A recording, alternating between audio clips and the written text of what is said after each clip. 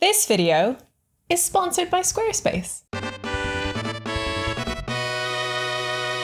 Hello Internet, Taliesin here, and today we are talking patch 11.2, Ghosts of K'aresh. We are talking the PTR, and friends, it's been over a week now. The time has come to talk about the big juicy spoilers in the PTR. So we are talking about Xal'atath and whose side she's on. We're talking Dimensius and how he got blown up. We're talking the Ethereals and how they were created and by whom. We are talking what really happened to K'aresh, and we are talking the ending of the Manaforge Omega raid and the big hints about how that is going to lead into midnight. So if that sounds like the kind of thing that you want to avoid until the patch launches, well, good luck, frankly, but also don't be a dick. Go and watch something else instead. But if that sounds like absolutely the kind of thing you want to hear and talk about right here, right now with me, and I've got a feeling it might be, you just look like the type, then join us as we discuss the story campaign of Ghosts of K'aresh and the 8 big spoilers it contains in an internet-friendly format, and what all those spoilers mean for the future of the story and the game, okay? Go, go, go, go, go, go, go. Spoiler number 1. Xal'atath is on our side now.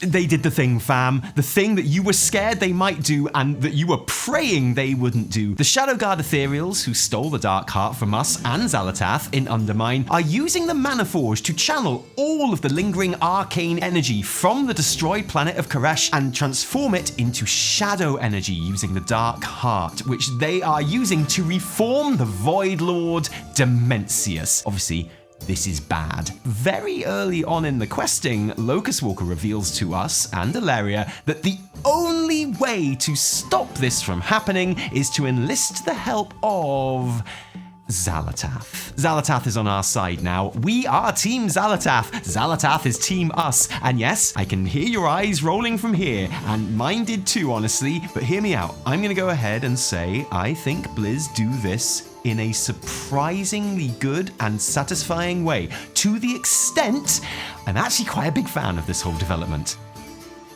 I can tell you don't believe me. Let me explain, and you can make up your own mind. There are 2 standard, extremely cliche ways to make a protagonist baddie team up in stories like this. The absolute worst is, of course, it turns out they were good all along, and actually the bad things they did were good things, we just didn't know it trope.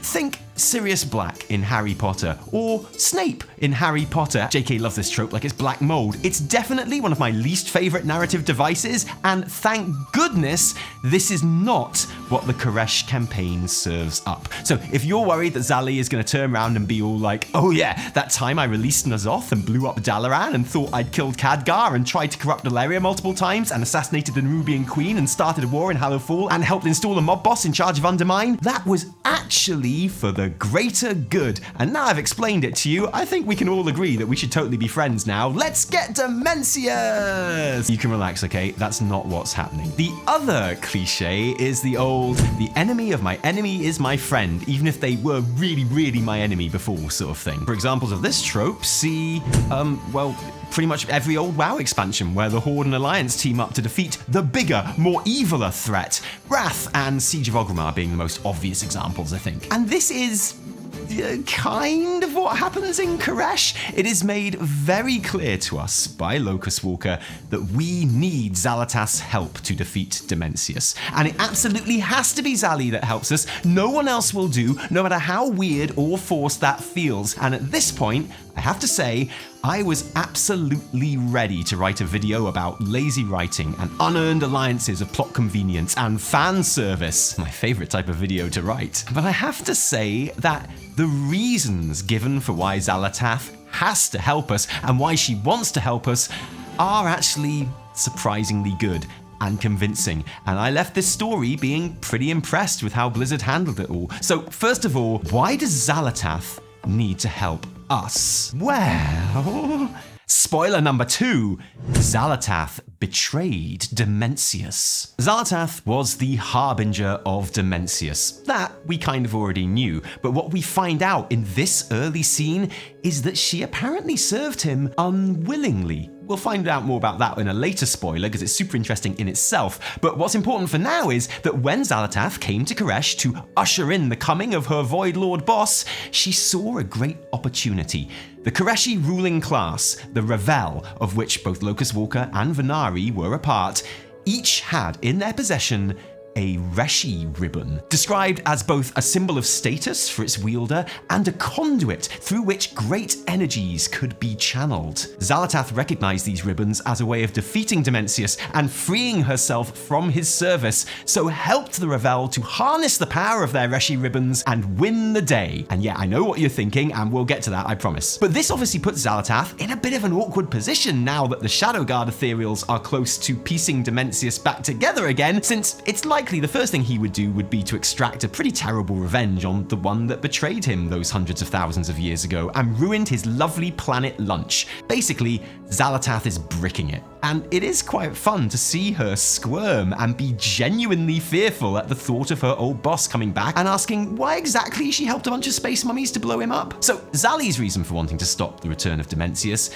is pretty obvious, and we already know she's not fussy about who she teams up with to get what she wants. So the more important question for Blizz to satisfyingly resolve here is, of course, why would we want to work with her? Well, spoiler number 3, Xal'atath created the Ethereals. What I really like about this story is that Blizz doesn't settle for some vague reason that we would need Xal'atath's help specifically. They don't fall into the lazy trap of, oh, she's really powerful and knows Dimensius better than anyone. That would be really unsatisfying, I think. Instead, we get a disarmingly juicy lore reason for why it absolutely has to be this particular person who needs to help us where no one else can. And that is that Xal'atath basically created the Ethereals as we know them. Dimensius is such a huge and powerful otherworldly entropic presence that mortals literally cannot survive being in his presence. Their physical forms are devoured just by being close to his aura. This is why the Ethereals are the incorporeal arcane beings that they are. Turning into formless space mummies isn't the result of them losing to Dimensius. It's how they survived the presence of Dimensius when he arrived and ultimately defeated him. And here's the thing, it was Xal'atath that helped them become those space mummies. It was Xal'atath and her knowledge of the Void and with her Void rituals who was able to alter the Ethereals' Reshi ribbons to allow them to withstand the force of Dimensius and protect their new disembodied arcane forms from being annihilated by him. She basically made the Ethereals. And now we need her to basically do it again, but even better, for us, so that we can get into Manaforge Omega and stop the Second Coming without being torn apart by Dimensius's aura ourselves. And that's actually pretty great. Despite my initial skepticism about this team up, I actually buy this. I can actually understand how, yeah, Xal'atath is totally the only one who can help us in this case. And I can believe that Locus Walker and Venari would reluctantly turn to her because there simply is no other option. There's no one else who can do what she did for them. What we have here is a massive lore drop that doesn't feel forced and which totally informs and explains the action that it sets up. This is actually really cool, I think. I also really like how at no point is this team up ever sold as Xal'atath being good now, or even really being on our side now. Because literally every time we talk to Locus Walker or Venari, they're like, yeah, remember not to trust Xal'atath, okay? She's a total dickhead who will betray us the second she gets what she wants. And every time we talk to Xal'atath, she's like, lol, I can't wait to betray you the second I get what I want. There is more than a hint of the Emmett Selk vibe about the way we are never allowed to forget that this beautiful, perfect being is a wrong-un. There's also the fact that Alleria wants absolutely nothing to do with this team up at all and is in a permanent state of disgust and disbelief that it's even happening. Another facet of this setup which is played surprisingly well in these quests. Spoiler number 4, Dimensius didn't destroy K'aresh. It is understandable and right that Alleria not only doesn't trust Xal'atath, no one trusts Xal'atath, but is also basically unwilling to even work with her. Furthermore, she cannot understand why Locus Walker and Venari would be willing to. seeing as she was instrumental in destroying their home planet. And as the question goes on, Alleria starts to correctly intuit that her voidy mentor must be keeping something from her. A gradual realization that Xal'atath is more than willing to encourage, until eventually the Harbinger reveals to Alleria and to us Locus Walker and the Revel's biggest secret. It wasn't Dimensius that destroyed K'aresh hundreds of thousands of years ago. It was the Revel. They basically used the planet as a bomb, and blowing it up is what tore Dimensius into pieces too. Pieces that the Shadow Guard are now so close to slotting back together again. This would explain why the energies that flow over the fragments of the X-planet are arcane in nature, as opposed to void, as you might expect if Dimensius had been the one to smash it up. It also surprisingly fits in with the original lore of K'aresh, written before the cosmology of WoW was all sorted in Chronicle, that K'aresh was destroyed mostly by arcane energy, a fact that I was certain they would just ignore or retcon going into this patch, but no. It also reveals how desperate the rulers of the K'areshi must have been at that time, and the guilt they must feel, because there is a reason Locus Walker has not revealed this fact to his prize student.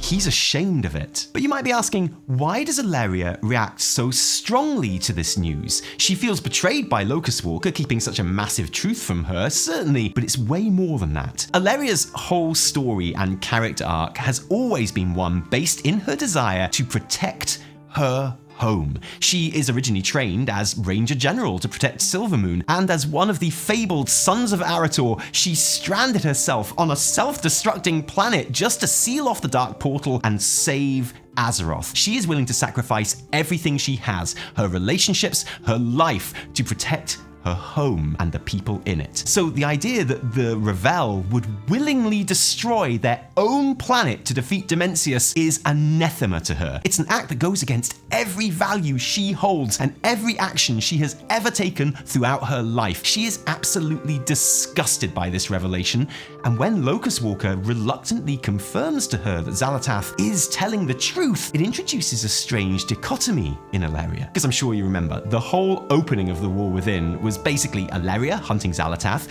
while Xal'atath tried to corrupt Alleria into the shadow, something Alleria sometimes seems to be getting close to, but ultimately always resists pretty comprehensively. Now though, she's in a situation where Locus Walker lied to her. She is fighting on the side of the people who destroyed this planet, and the only one who is actually willing to tell her the truth is Xal'atath. By the end of this questline, when the 4 recovered Reshi ribbons are handed over to Xali so that she can make the Reshi wraps that will finally allow the player and Alleria to safely enter the Maniforge, and everyone expects Xal'atath to choose this moment to betray us all and take the power for herself. It would be wrong to say that Alleria has begun to trust Xal'atath, because clearly she doesn't, but I think we have also seen that the combination of her disappointment in her mentor and her surprise at the honesty of her enemy might just have sown the first teeny tiny seed of Xal'atath finally succeeding in making Alleria begin to trust her. And I think that would probably be very bad news for everyone. Oh, and if you think that's the end of the spoilers though, you've got another thing coming, mate. Spoiler number 5, confirmed. The Void fears undeath. There's a small blink and you'll miss it line in Venari's interactions with Xal'atath when she says, "I have been to the Maw. I know what the Void fears." And this is a far more meaningful reveal than you might think. Back in the lead-in to Battle for Azeroth, when Alleria had just returned and become all voidy and Sylvanas was getting ready to burn down a world tree, the Three Sisters comic was released. In it, we see the most terrifying pair of twins ever committed to ink, but also that Alleria is constantly dealing with void whispers in her head, telling her to kill her husband, telling her to kill her sister, and those whispers go absolutely wild when they're near Sylvanas. "This one is a threat and must be ended. Beware this one. She seeks the death of all things. Save the world and murder her. She is a violation. She serves the true enemy. Kill her now." This prompted a lot of speculation at the time that the Void somehow fears the forces of death, or maybe undeath, that Sylvanas represented. But why? Theories abound, as you can imagine, but that speculation kind of died down as BFA led into Shadowlands and the lore went into all kinds of weird directions, none of them including the Void supposedly fearing the forces of death. So I think many of us kind of assumed that nothing would come from these lines in the comic, and it could probably be explained as the Void just making stuff up, which is reasonable to assume. They do that a lot. This Venari line, though, changes everything, as it does totally seem to be resurrecting the Void fear of death thing and running with it, or at least very much setting it up to be important later. Like maybe when Sylvanas comes back from the Maw to help defend Silvermoon against the Void, maybe that's the kind of time when it might become important again, I don't know. Spoiler number 6, Dimensius destroyed Xal'atath's planet. Hey crew, you know what I love? Analytics. Nothing makes me feel more like a serious business owner than scrolling through figures and page views and bounce rates, and you know it's bouncing right now. My heart rate at the thought of perusing some pure stats, and because Squarespace are sponsoring today's video. Thanks guys! In a previous life, I spent a lot of time digging into page performance and reporting, so naturally, I literally never check ours now. Except for now. Squarespace's traffic reporting is really robust, allowing you to break it down from year overviews all the way to granular daily views. Line goes up and down. Surely that must be good. I love being able to see where our viewers are coming from and to judge them based on browser and operating system. But digging into geographies is my absolute favorite, not only because of this handy map, visual learner, okay? But also because I love finding those places where literally one single person has visited from. Armenia? Brunei? I love it. Vatican City? You're really letting me down this time. Okay, but my actual favorite is looking into search keywords with Google Console, because that way I can see how many people are looking us up, how old we are, how likely we are to divorce, and that perennial internet favorite, just putting the word hot next to one or both of our names. Listen, I'll take it. Ready to go deep into the minds and IP addresses of your visitors? Just make your way to squarespace.com/TaliusandEvitel, where you can get 10% off your first purchase of a Squarespace website or domain, and prepare yourself for some proper analytics deep dives. Or if you prefer, just use code TaliusandEvitel at checkout. That's squarespace.com/TaliusandEvitel/hot. Don't forget to put that one in there. I'm looking at you, Vatican City. The good thing about a Xali team-up is that we get to go questing with her on K'aresh, and it's just as glorious as you would expect. She calls me her favourite mortal, which I kind of knew already, it's just nice to hear it, and she goes with us to try and convince the Oracles to give us one of the Reshi ribbons that we need for her ritual. The Oracles used to be the priests of the K'aresh World Soul, a male World Soul by the way.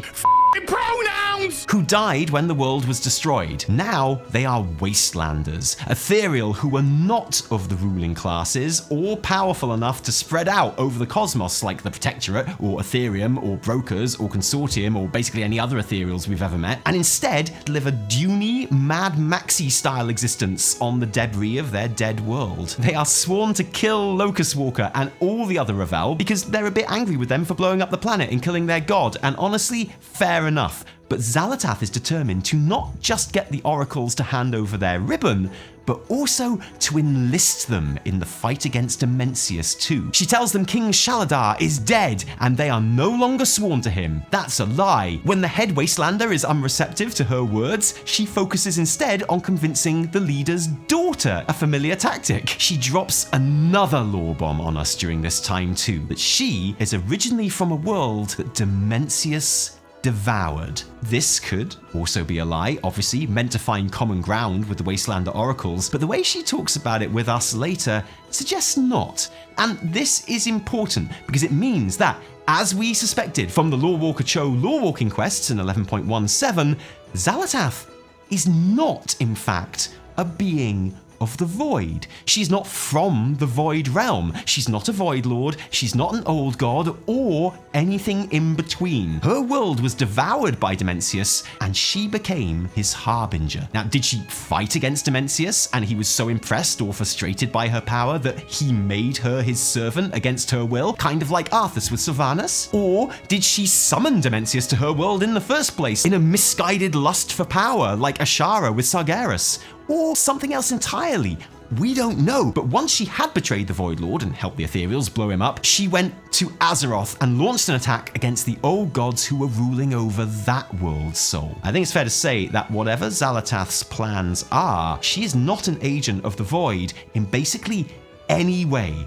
She's an enemy of the Void Lords. She's an enemy of the old gods. And this is where it gets super interesting, because it means that when the big promised Void attack on Azeroth and the Sunwell happens, next expansion in Midnight, it will not be Xal'atath that leads it. Let's talk about the Void attack and Midnight. Spoiler number 7.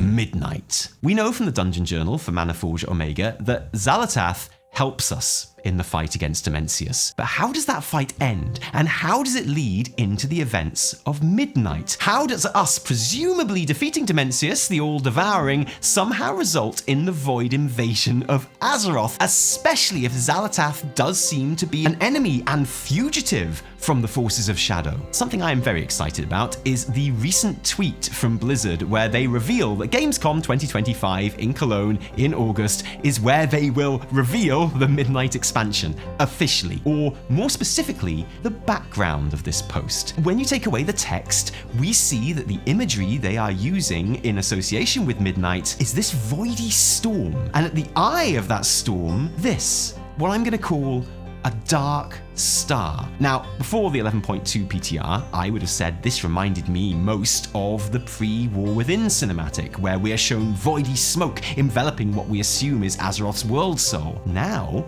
it reminds me quite a lot of the star or rift or whatever it is in the center of big boy Daddy Dimensius. We know from the questing that as Dimensius becomes so very nearly reformed, his aura is causing rifts to appear in space between our reality and the Void. Rifts through which huge ice meteors crash into the already pretty bashed up surface of K'aresh. And presumably, these rifts will get bigger and more powerful, the more powerful that he gets. Now I, along with many others, fully expect Xal'atath to betray us the second that Dimensius is defeated, grab the Dark Heart and F off back to Azeroth to get on with whatever she was planning before the Dark Heart got stolen off her by the Shadow Guard. And yeah, that might happen. Or, I mean, look, this fight could see the death of Xal'atath here in a double act of revenge. Dimensius devouring her as revenge for the betrayal, and her helping us to finally defeat the Void Lord who devoured her home planet. Either way, I think it's fair to speculate that the death of Dimensius, or the defeat of Dimensius, or just the end of the fight against Dimensius, creates this huge tear in the fabric of reality that the Void will be coming through. Maybe, and this is hopium, but maybe it will even be reflected in the skybox of Azeroth in the same way that Argus was. This huge, ominous tear, and the knowledge that the armies of the Void could come pouring through at any minute is what then kickstarts the action of patches 11.2.5 and 7. That is... well, it's a possibility. I have loads more questions though. Like, for the first time, I am actually wondering if she will even survive this expansion. I was in no doubt before. Now, I'm not so sure. Oh man, I really hope she does. And if she does survive, what will be her approach next expansion? Will she still be our ally? She would certainly seem to be just as interested in the stopping of a Void invasion of Azeroth as we are, albeit for much more selfish reasons. And what is her plan with the Dark Heart and the World Soul? To which I would say, what do you think? Are there any more juicy lore nuggets that I missed from the 11.2 PTR for this vid? I mean, I know there are. There's a whole mysterious notebook from Shadreen where she talks about her master even more than she usually does, and how whoever that master is, they are opposed directly to the aims of Locus Walker, which seems like it's about to get very important, doesn't it? Please let us know your theories about that, about the ending of the expansion, and how well you think they handled the Xal'atath team up in the story too. Like I say, I think it's done surprisingly well. You might feel differently. That's what the comments are for, friends. We will see you there. And thank you for joining us today. If you like this video, don't thank us, thank our patrons who give their actual, real-life money to make all of our work happen. And seriously, patrons, thank you. Because without you, there would be a whole lot less Taliesin and Evertel. If you didn't like it, downvote the shit out of it. Remember, my name is Ashura. No, my name is Taliesin from me and Evertel. Until next time, cheerio.